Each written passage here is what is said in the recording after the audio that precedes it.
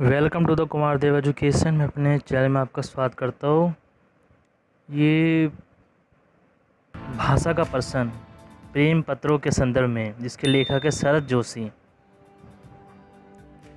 इसमें कुछ आपके लिए गाइडलाइंस दे रखी है। प्रिय विद्यार्थी, आशा है कि आपने पाठ्यक्रम में आधारित पाठ्यपुस्तक में से युक्त लेख अच्छी तरह पढ़ लिया है। अब इस पाठ को पढ़कर आप निम्नलिखित कर सकेंगे। लेखक की विचार क्षमता और व्यंग लेखन की शैली का परिचय लिख सकेंगे।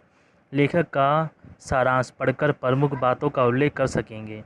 विभिन्न अनुच्छेदों के आधार पर प्रश्नों का उत्तर लिख सकेंगे।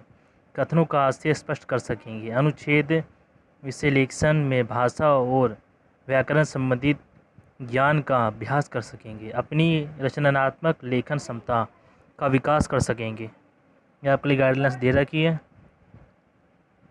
अब हम लेखक परिचय देखते हैं। क्या आप जानते हैं कि हिंदी साहित्य में आधुनिक साहित्यकारों ने हिंदी की गद्य विद्याओं को अनेक विशेषताओं, विभिन्नताओं और अनेक वर्णन शैलियों से सजाया है। हिंदी के हास्य कवि लेखकों में से भी आप परिचित होंगे, किंतु कोरे हंसी मजाक जैसे वर्णन शैली के बल पर स्वार्थ और कच्चे साहित्य का निर्माण कभी नहीं हो सकता। इसलिए समय समय पर ऐसे लेखकों का उदय हुआ है जिन्होंने हास्य के साथ साथ व्यंग की तिलमिलाती धारा से समाज के विचारों की शुरुआत की।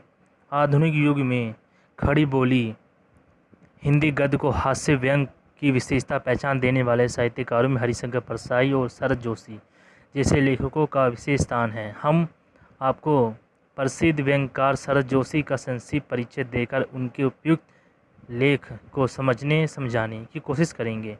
सन 1931 में जन्म लेने वाले शरद जोशी होश संभालने ही व्यंग्य, गोपनीयों और पत्र पत्रिकाओं में अपनी गद्य रचनाओं को अपने और प्रकाशित करने लगे थे। दैनिक पत्र नई दुनिया में एक व्यंग्य स्तंभ परिक्रमा में लिखना आरंभ किया था। धीरे धीरे वह मीडिया, रंगमंच, दूरदर्शन और फिल्म आदि सभी क्षेत्रों में लोकप्रिय हुए। इसके लिए इन्हें अनेक पुरस्कार और सम्मान प्राप्त हुए, जैसे 1983 में चिक-लास पुरस्कार और 1990 में भारत पुरस्कार का पद्मश्री सम्मान। उन्होंने नव टाइम्स के प्रतिदिन नाम से नियमित स्तंभ भी लिखा। उनकी प्रमुख पुस्तकें निम्नलिखित हैं। निबंध संग्रह यथासंभव, जीव पर सवार, छिलिया, हम भ्रष्टन के भ्रष्ट हमारे, यंत्र तंत्र सर्वतंत्र, तिलस्म आदि, नाटक, था गदा, अंधों का हाथी।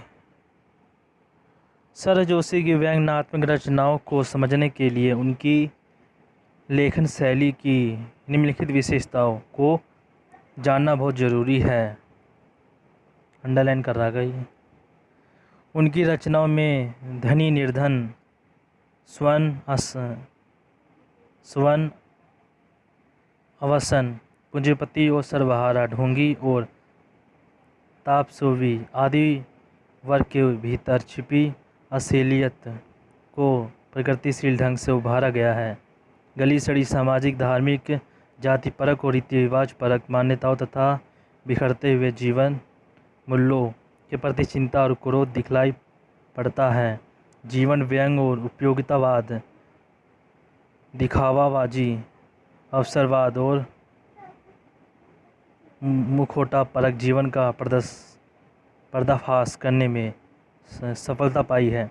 उनकी रचनाएं पढ़कर पता चलता है कि वह साहसी, निर्भीक और द्वंद्वहीन रचना शैली और विचारधारा के व्यंग्यकार थे। उनके चिंतन, कार्य, अभिव्यक्ति में असंगीत या अंतर्विद्रोह कभी नहीं दिखाई पड़ता। वह अपनी रचनाओं में अनेक तरह से भिन्न भिन्न विवरण देकर तकलीलता और वचन कर्मता का आस्वाद देते हैं। जिनकी रचनाओं में सफलता, सहजता और प्रभावमेकता हमेशा बनी रहती है। परिणामत सामान्य से सामान्य बुद्धि वाले व्यक्ति को भी उनके शब्दों के भीतर छिपे असली भाव और विचार को समझने में देर नहीं लगती। शरद जोशी की लोकप्रियता इसलिए भी अधिक थी क्योंकि जनसामान्य की बात को आम बोलचाल की भाषा शैली में कहा करते थे, जिससे लोग शब्दों, लोग मुहावरों, लोग दृष्टांतों और अन्य किस्म कहानियों द्वारा व्यंग की धार को तेज बनाया जाता था। उन लेखों में प्रतीकों का निर्माण भी उनका अपना हुआ करता था। शरद जोशी के व्यंग लेख इसलिए भी महत्वपूर्ण है क्योंकि उनके हास्य और व्यंग की तेज चुभन के बाद गंभीर रूप से विचार करने पर मजबूर होना पड़ता है। यही चिंतन प्रक्रिया किसी भी व्यंग लेखन की सफलता की निशानी बताई जाती है। आपने पाठ्यक्रम में निर्धारित भाषा का प्रश्न प्रेम पत्रों और संदर्भों में व्यंग लेखक जोशी जी के प्रसिद्ध निबंध संग्रह झरना नीम शरबत थीम में संकलित है। बड़ा अजीब सा नाम इसका, शरबत थीम, इसमें संकलित है ये।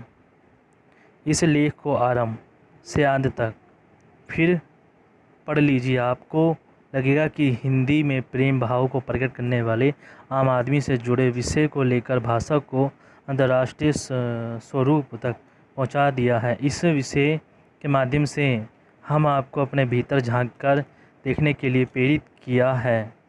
लेख का सारांश, ये व्यंग्यात्मक निबंध है। ये निबंध है जिसमें शरद जोशी ने प्रेम पत्र लेखक के अभ्यास से लेकर राष्ट्रीय भाषा हिंदी के विकास के प्रश्नों तक की यात्रा तय की है। इस निबंध का सार जान लेने से यह बात स्पष्ट हो जाएगी। इस निबंध का आरंभ करते हुए वह कहते हैं कि प्रेम करना और प्रिय को पत्र लिखकर उसका इंतजार करना दो विभिन्न बातें हैं। उन्होंने यह भी संकेत किया है कि प्रेम करना अपेक्षाकृत अधिक आसान है। बसवत प्रेम पत्र लिखने के यही कारण है कि ऊंचे प्रेम शायद अनपढ़ मिलेंगे और पढ़े लिखे को ऊंचे दर्जे के लेखक शायद प्रेम के क्षेत्र में पिछड़े हुए मिल सकते हैं। कभी कभी प्रेम और सौंदर्य के भाव की ज्येष्ठ रचनाएं भी कुछ लोगों को बेकार लग सकती है, जिसमें रचना के लेखक या रचना का कोई दोष नहीं, बल्कि दोष तो समझने वालों का है जो उन रचनाओं की अपेक्षा कर लेते हैं। इसलिए लेखक बताता है कि समाज पत्र पत्रिकाओं के कुछ संपादकों ने उनके साथ ऐसी ही इंसाफी कर दी थी। वह भी लिखते हैं कि लड़कियों ने भी उनके प्रेम पत्रों की इसी प्रकार की अपेक्षा की थी।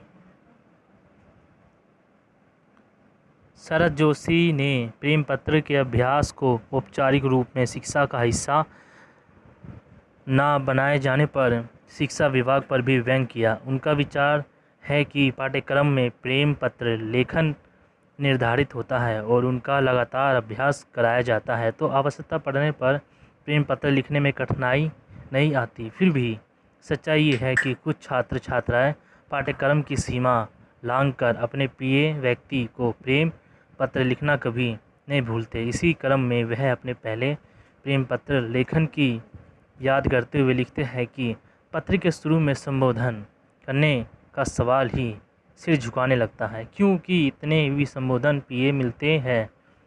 उनमें निर्वाते प्रति पुराने और घिसी पिटी शब्दावली वाले होते हैं। उनके बाद उन्होंने इस संदर्भ में हिंदी के पिछड़ेपन पर अपनी हिच व्यक्त की है। एक दफ्तर से दूसरे दफ्तर में औपचारिक पत्रों का व्यवहार यदि कठिन है, उसका अभ्यास कराया जाता है तो प्रेम पत्र लिखना भी कोई आसान बात नहीं है। राष्ट्रभाषा के प्रचार सी की संस्था से और ध्यान क्यों नहीं देती? हिंदी भाषी प्रेमियों द्वारा हिंदी भाषी प्रेमिकाओं या उसके विपरीत लिखे गए प्रेम पत्रों की भाषा को भी हवलिक बनाना चाहिए। अंतर्राष्ट्रीय स्तर पर प्रेम पत्रों का आदर प्रदान हमारी राष्ट्रभाषा का सम्मान नहीं करवा पाएगा। लेखक में अपने पहले अनुभव को बताया है कि अपनी प्रेमिका को सबसे सुंदर लड़की के रूप में जलाने के लिए उसके पास शब्द नहीं मिल रहे थे। जब उसकी किसी अनुभव व्यक्ति से सलाह ली तो उससे पता चला कि पत्र लिखने के लिए कितने बेकार और सवालों का इस्तेमाल सवालों का सामना करना पड़ता है, अर्थात इस मसले में दूसरा शायद ही कोई सहायता कर पाएगा। यह बताता है कि जब उसने पहला प्रेम पत्र लिखा तो वह उसकी माताजी को मिल गया और लेखक के हेडमास्टर को जब उसकी जानकारी मिली तब उन्होंने लेखक की खूब पिटाई की। लेकिन लेखक की लेखन शक्ति तो सभी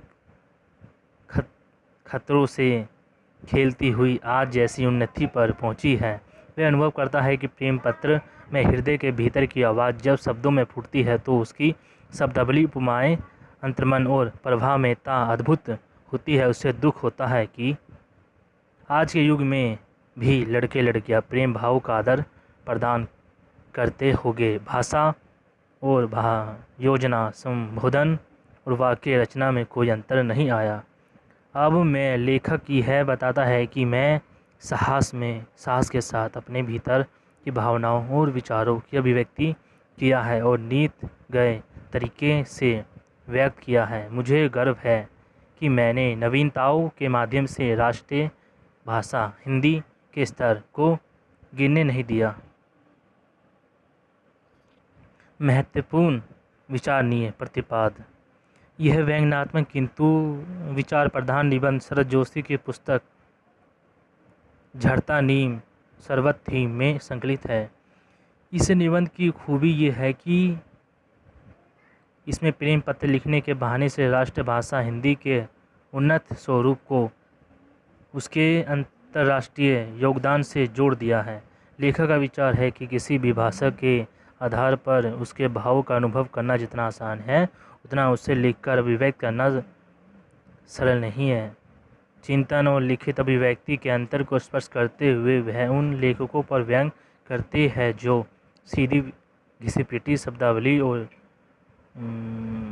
शैली का पल्ला नहीं छोड़ता चाहते। चाहे आज हम भाषा की उन्नति का दम क्यों ना भरे, चाहे फिर प्रेम लिखना ही क्यों ना हो, जहाँ हर बड़ा प्रेमी अनुभव तो करता है परंतु लिखकर बताने के समय पिछड़ सकता है। इस विचार प्रधान निबंध में उसका लक्ष्य लेखन के खतरों का सामना करने का भी है। वह हमें सोचने के लिए निमित्त करता है कि पहले तो मन की बात को लिखकर व्यक्त करना आसान नहीं है, फिर लिख दे तो उसका समाज पर जो असर पड़ेगा, उससे जो क्रांति होगी लोगों में उन विचारों को स्वीकार करने के लिए जो वाद विवाद चलेगा, इन सब का सामना तो करना ही पड़ेगा। उनका सूत्र वाक्य है कि आत्मा की अभिव्यंजना के लिए साहस की आवश्यकता है, विषय की नहीं। इस निबंध में उन्होंने परंपरागत शिक्षा व्यवस्था, नरीश और अविवेकी संप्रदायों और राष्ट्रीय भाषा हिंदी का नारा लगाने वाले बुद्धिजीवियों और नेताओं पर कराए व्यंग किया है। उसका विचार है कि हमारी शिक्षा व्यवस्था को लचीला और व्यवहारिक होना चाहिए।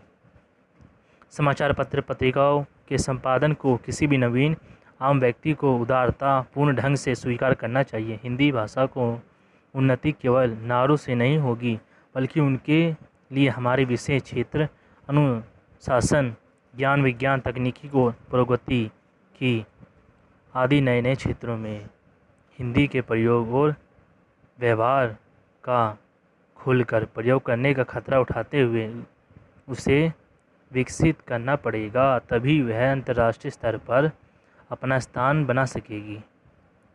लेखक का संकेत ये भी है कि जिस प्रकार उसने जिसे भी प्रेम पत्र लिखने वह अपने जानने का हो, परंतु लेखक के लिखने का क्रम नए नए विषयों, क्षेत्रों का आविष्कार और उनकी विधित आयामी आम व्यक्ति के लिए उसने हिंदी को हमेशा अपनाया है। इस तरह हिंदी के देश विदेश के स्तर और विभिन्न विषय क्षेत्रों के स्तर पर जो स्थान आज पाया है उसने वह संवेदनशील लेखकों का योगदान मानता है। उसमें से एक वह खुद भी है।